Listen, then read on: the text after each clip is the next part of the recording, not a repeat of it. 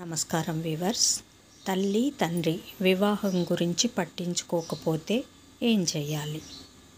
వివాహ వయసు దాటి 3 సంవత్సరాలు గడిచినా ఆ ప్రసక్తి ఎత్తకపోతే ఆ యవ్వనవతి స్వయంగా వివాహం చేసుకొనవచ్చును.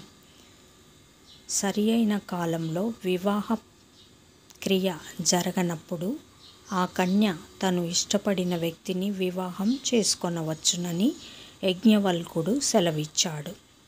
తననే కావాలని కోరినవాడు, అందగాడు, నెమ్మది స్వభావం కలవాడు, చదువుకున్నవాడు, దోషము లేనివాడు అయిన పురుషుణ్ణి చేసుకున్న స్త్రీ సుఖపడుతుంది. కన్యకు వివాహం చేయునప్పుడు వరుడు పురుషుడో కాడో విచారించవలెను. మాటలు చూపుల ద్వారా తెలియును. మాటల ద్వారా నిర్ణయించుకున్న వరుడు దోషములున్నవాడు అని తెలిసిన వివాహము మానిన అధర్మము కాదు. నిశ్చితార్థమైన తర్వాత ఏం జరిగినా తెలిసిన వివాహము ఇరువురికి తప్పదు.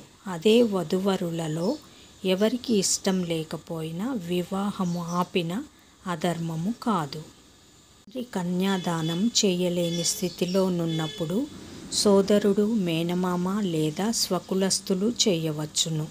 తల్లికి కూడా కన్యాదానం చేయు అర్హత కలదు. జై సాయిరాం.